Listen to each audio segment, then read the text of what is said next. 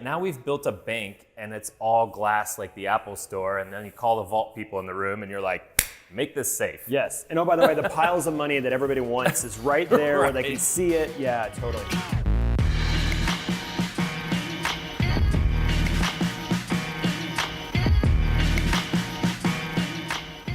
Welcome back, everyone. My name is George Brooks, and I'm one of the founders here at Crema. And here's my friend. I'm Chris Cooley. I am a longtime, friend of Crema. Yeah. Spent some time in the InfoSec space, and just so we can get together and chat all things security. We've never really talked about security on our channel, which is interesting because we have a ton of cyber. Well, we have to do shots, I think, when we say that word. Depends on who you're talking to. Yeah, right. Okay, fair enough.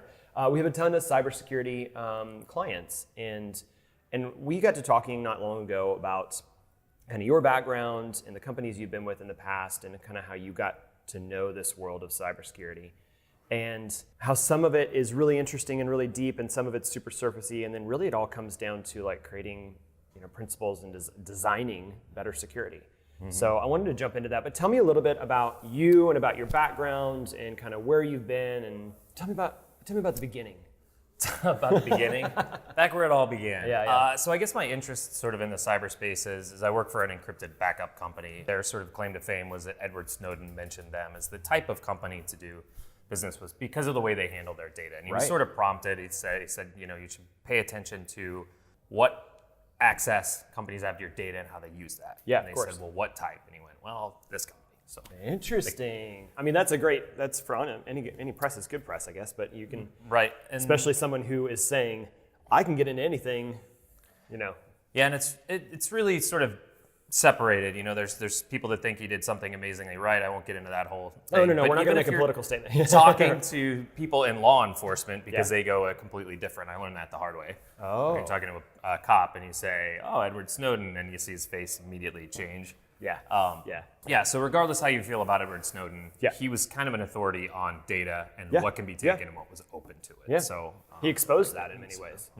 He opened our eyes to the world we now live in. Yeah. So that got me started on, realizing our product really appealed to, security minded, and rather than trying to get people to understand that didn't get that security and privacy portion, to actually actively target and figure out who they were. So I started looking at like CISO positions. Yeah. And for me to try and understand a network and the people that I'm potentially selling to, I just show up and listen. So Kansas City has a great information security. It's crazy. I had no idea. Like, we got introduced through one friend of ours, and then all of a sudden it was like this whole world, this underworld sometimes, but like also world just opened up, that there was all these companies that do incredible cyber and everything else work. Mm-hmm. Yeah. And then there's two big groups here. There's actually three. So SecKC is one group, and they call themselves sort of the yin and yang with ISC squared. So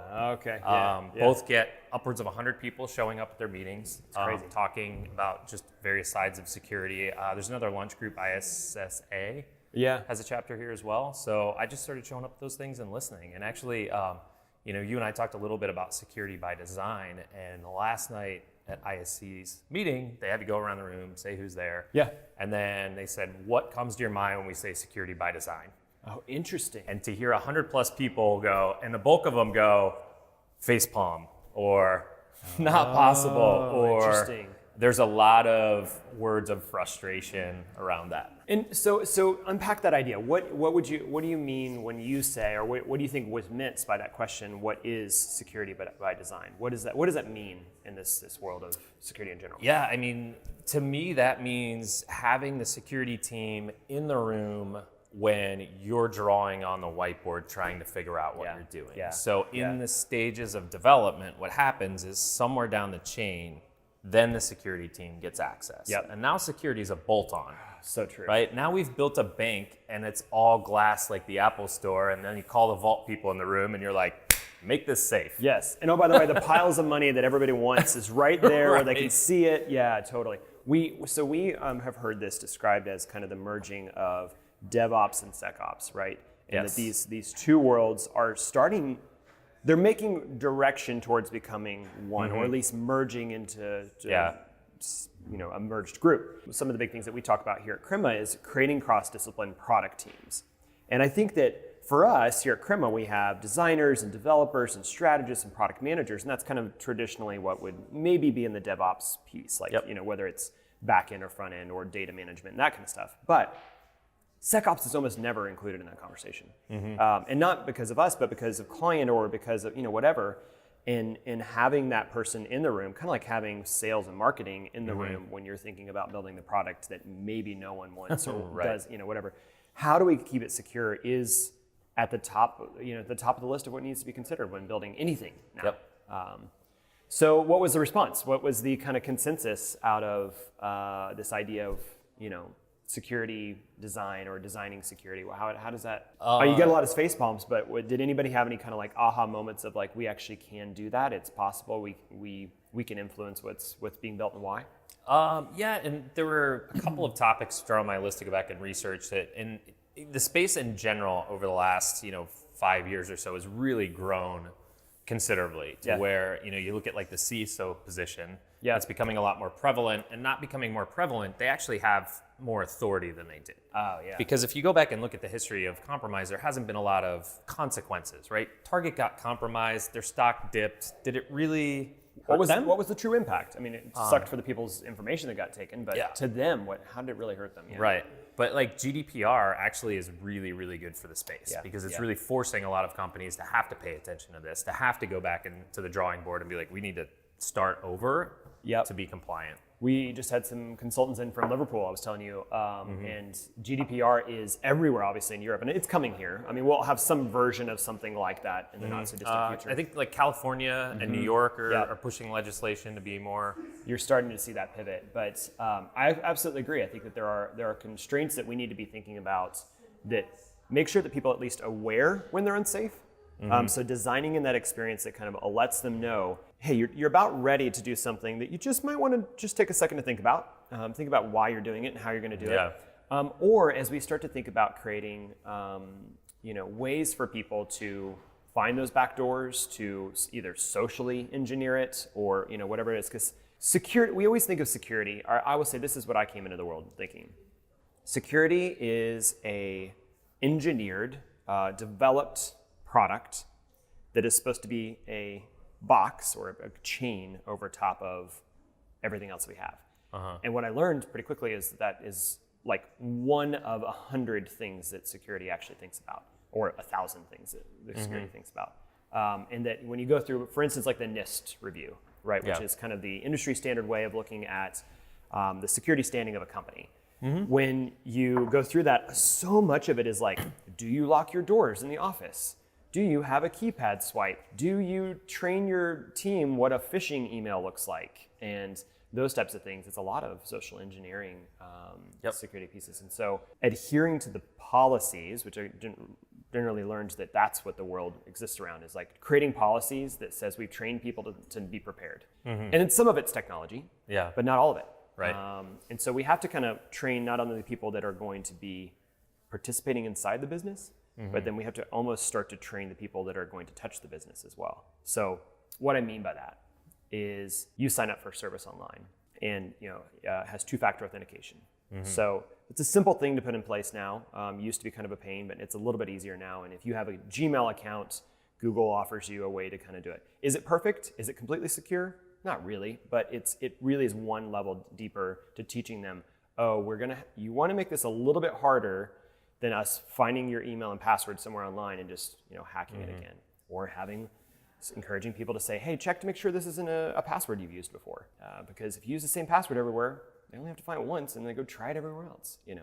You bring up a really interesting topic, and what I'm sort of gleaning out of this, which is really important, is you have to take the end user in mind. At the end of the day, if you go back to even things like downloading music, people will go steal music, they'll go steal movies, unless it's easy. Apple sort of took a lot of business away from that. Not that Napster had business, but and there's a lot of research right now in the movie industry. If it's easy enough to download it and it's a reasonable price, people will just go pay it. They want to pay, otherwise they're going to go around. That's exactly right. So password really management is a great example of, you can be compliant. So there's sort of compliance, and there's actually being safe and secure. And it's sort of a Venn diagram. Yeah. And to me, you really have to take into account the spirit of compliance. Okay. Like, what is Unpack that password for me. management about? Yeah. I can have a policy and I can be enforcing the policy, but you might have your password on your desk on a Post-it So true. because it's hard for you to do because Yeah. it's got to be 47 characters. Yeah. You didn't use enough uppercase. Yeah. And, oh my gosh. Yes. It's too close to your last password. Right. Exactly. No, that's real. And so, and then of course, like how can you actually force human engineering is really what it comes down to, the end user, like how to actually keep them accountable to keep themselves safe in a big way. Right. And so coming back to the security by design, having the designers or the security people in the room at the design phase and understanding this is important makes it a lot more feasible to get all of this stuff done. Yeah. For every step down the chain, we're at version 2, version 3, version 4, it's incremental expenses. Yep. Right? Now Yep. we have to bolt on. It's 10 times as expensive as it was before. Yep. And it's not going to work as well because, again, you're now bolting it on and it's, okay, well, maybe we didn't need a password to begin with. Maybe there's another way to Yeah, absolutely. And I think- verify. So we have found as well, there's different influences or different things that are distracting people from thinking about this as well. Yeah. So you have the brand, so the Targets of the world, or the big brand that has their DevOps organizations, their SecOps organizations, and by default, those guys are already completely backlogged with more work than they know what to do with. They know they ought to be doing lots of things, and just nothing's. They're just overwhelmed. So that's that internal organization. They're usually understaffed. Tends to be the case. Yep. And then you have the vendors or the agencies or the firms that support those people. So whether it's your product that you are offering with the storage, or a lot of our clients that do the cybersecurity, all of those people need to be thinking about the end user. Unfortunately, so much of it is like, well, I'm just selling a B2B product, or Right. I'm just selling a service that listens to see if there's any traffic going through a spot that there shouldn't be traffic. Right. Or I'm just checking to make sure that the CEO knows not to open the email that says, hey, I just, I'm offering you $200 free to go to whatever, and it's funny how CEOs are being targeted more and more. Right, that's a whole nother topic because you have organizational security, and when I would question, like, what's your policy if they click on something, a phishing thing, then they get written up, and I said, okay, what about your C-suite? And they go, there's the face palm again. Right, and then of course the C-suites are too busy. Oh gosh, The policy does not apply, and they're generally the biggest offenders. Yeah, yes, absolutely. I'm sure you're good though. I'm sure I've you're never made a mistake ever. Just for anyone who ever wants to hire Crema, we are above reproach. So I think it's been. It did steal your password off your monitor. Oh well. I'll be tweeting that later for anyone watching. It's only the same password that I've used since I was 16. So, no, I'm just kidding. I think so. What's interesting for me is just as this world's kind of opened up to us. One, there is a lot of vocabulary. So you even dropped some jargon as we were talking. So like a CISO. Yeah. I had no idea what a CISO was. Okay. We know what the CEO is. We might know what the CTO is. We're still learning what a CIO is because that's the chief information officer, could be a chief innovation officer now, or Right. and then there's the CISO, and it took me a while to understand what that person was in the role, chief information security officer, and I think like you said, I think in the last 5 to 10 years we're seeing that role become more and more important and be more involved in the decision-making process and have more influence on the technology that's used, the way the organization runs and operates, and then really hopefully thinking more about the end user rather than just the backlog that their security group has. Yep. We talked a little bit on there's sort of the security side, which to me I look at information security as how do we prevent theft, whether that's internal or external, and how do we prevent any sort of malicious intent, right? Like somebody comes in and wants to harm the organization or the person in some way. And then there's sort of the GRC side, which is governance, risk, and compliance, and how do we how do we check the boxes that the government says or whatever entity says that we have to do? Right. And the more sort of 5 years ago, those sides were very separate. Those are starting to merge just because of necessity. But again, those two sides need to be in the room, and you need to have an understanding of what's happening on both sides, because when ISC squared there's a lot of compliance related people in there.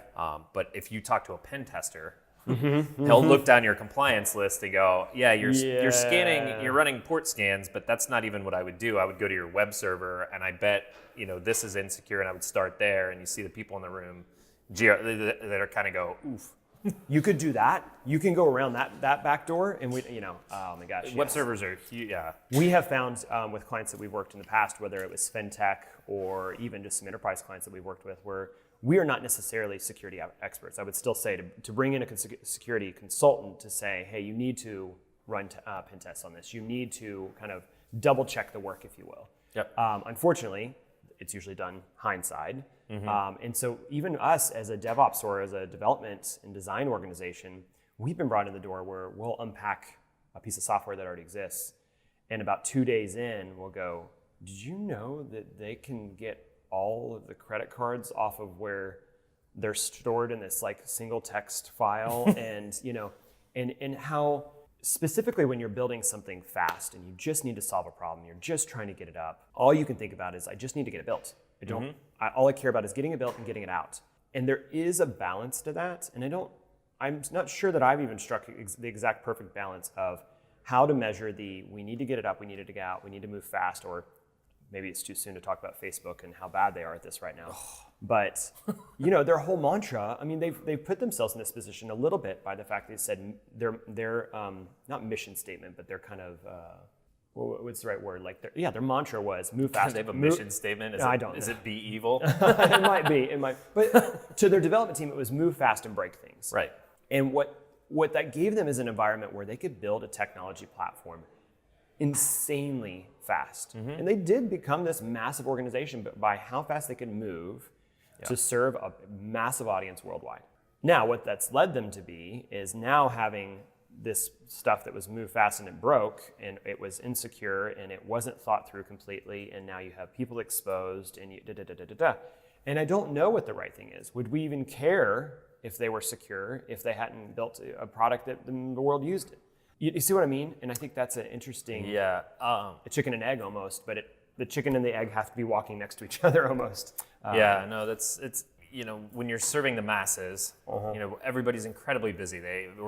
Your attention is divided among so many things. So there's so many people out there that just don't, I don't have time to care about security. I just accept that everything's out there. Yeah. But there's also a sizable component that is saying no and is fighting for that. Yeah, I agree. And I think that's one of the great parts of seeing things like GDPR is now from a regulatory standpoint, they're going to have to be fighting for. And so one of Facebook's big problems is, and this is the scariest threat model to me, is they're like, suck up all the data you possibly can. Yep.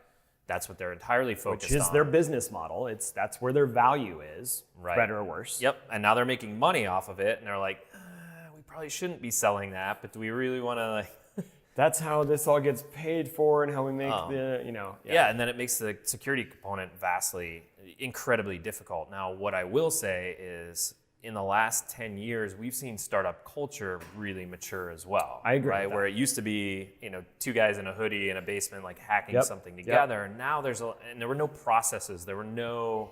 Now we have all kinds of services from, Amazon Web Services to phone systems like Dialpad to where you can start with a much more mature company, even when it's the first two guys. You don't have to build from scratch. Yes. Right. You can now look at what all these other startups have done and how they've grown. Business modeling and growth has now been sort of open sourced. Absolutely. And while this is maybe not great for me to talk about on our channel because we do mostly custom web development, but that whole movement of low code, right, which is this idea to say you do have so many solutions that you basically can kind of just connect. Yeah. And most of those connections, each as organizations, as SaaS platforms or as providers, have, God willing, thought about these security considerations. And so you're not creating as many open doors as you would by yourself, because they have teams of people that are basically taking on a lot of the work that maybe you would have had yourself back in the day. Right. I think that we definitely see it in the startup world when you're building something moving fast, breaking things, or creating an evil empire. Right. But and just to quickly touch on that is that the other thing we've seen is now we've seen it done, right? When Facebook moved fast and broke things, we didn't really realize what that was going to create. Now we've seen it. Yeah. Now we're being irresponsible if we've seen what some of these other startups have done and we don't gone, pay attention. you know what? Yep. We're better now. Yeah. And we say startups, I think the exact same thing is true for enterprises. I think you see enterprises, especially ones that have been around for a long time, they chose technology a long time ago and they haven't kept it up to date, or they haven't stayed where they needed to be, or they haven't gone through some type of digital transformation that allows them to now be thinking about a better product experience in general, a better security standing as an organization, and then hopefully better value for their customer and for their organization. But we're seeing both sides, startups and enterprises are struggling to figure out how to do this really fast. Yep, absolutely. One of the things I find interesting, and even if you look at Apple, if I remember correctly, Apple doesn't have a bug bounty program. Oh, interesting. How do they not have that? To me is a fairly simple thing to institute, where you can now pay people to, find your weak links. Yeah. When I think of security, I always sort of go back to the physical when I'm trying to explain it to people, Yeah, of right? course. So if I want to make my house more secure, I go down the checklist, I put locks on my windows, but ultimately, and I mentioned pen tester, which is penetration tester. Yep. Going to somebody like that and saying, okay, now try and break into my house and tell me how you did it. Yeah. So that's essentially what a bug bounty is you're saying, hey, try and break our stuff, and if you find it, we'll pay you for it. So that makes me wonder, because some of the security teams that we work with or have worked with maybe in the past, a few years ago, I remember one of them saying, well, I only buy Apple gear because it is, generally speaking, much more secure than most of the other software. And then I think that actually is true. Agreed. Compared to, I think it's the reason they only buy Apple AirPods or HomePods, because like for a voice, it's terrible because Siri sucks. But it is more secure for. Yeah, it's okay. I'm sorry. I didn't mean it. And I'm an Apple fanboy. Like I have all Apple products, but they've done a good job of at least really making that a big position of what the value of Apple is. Now, I think we take some of it just at face value, and we hope that it's true. But I think that they are doing some things that are unique. Any security focused products you would recommend? Oh, interesting. I mean, I think at the basic, we talked about password management. We use 1Password throughout things like that. I'm a fan. Yeah, it's a great product. I think LastPass is another good one, but there are options. Use one. Basically, it's like using one is better than not. It is so. I think I finally got my parents. It was just like I'll set it up for you. Just use one. I think that's just a really low barrier to entry. Or even if, for that matter, use the browser's password manager, at least to create unique passwords for everything. It's not a great place to store it, but at least it's a good way to make new ones. Right. And sort of get in the habit of, I've got a password, I've got to click to fill it in. From a development standpoint, we've been using, we do a lot more with two-factor authentication, and there's lots of platforms that do that. Honestly, Google's a nice kind of out-of-box way to do that, and they have some ways to at least get started. So mine is that I just started using a couple weeks ago. I just started using Brave browser. Oh, yeah. It's fantastic. Is it great? It's built on the Chrome engine, so it has a lot of similarities, but ad blockers are built in, script blockers are built in. Great. And they're also really easy to switch off and on. So I have like JavaScript blocked by default on every site. And then as I go to sites that I use frequently, I just turn it back on. Experience that, because I was going to say, like, so much of the internet is now built in JavaScript. I mean, you can't. But what happens is you get a link in an email address, right? And I'm like, what is this site? Well, if it takes me to a malicious site by default, that's now blocked. Are you using a secure email client, or have one that you would recommend? Yes, I use Proton Mail. Yeah, great. I think there's at least half the team here uses it. I sort of split between the two. I mean, everybody's got a Gmail account, and I've got some stuff living there. Sure. Proton Mail is really, and it's slick too. They've done a good job with the design of it. Yeah. That's what I love is like, it's no longer like, oh, if you want security, you got to go deal with this terrible UX. We can create a world where people can be secure and it be pleasurable. Yep. Which is, it seems like those worlds have been at tension for a long time. Yes. So like I have Tor browser, which I use like on occasion. Yeah, but for the dark web the convenience side. Yeah, right. But so Brave has built in, when you open an incognito, it says, do you want to open it? Use Tor. Oh, cool. All right, we'll have to give that a try. Slick. Yeah, we, especially because of our testing things, we try to create an environment that would be similar to that. So awesome, thank you for sharing. We should do a page of recommendations. We should do in the comments if other people recommend. I have 2 challenges. If I butchered any of my lingo, I want to hear about it. Call us out. It's fine.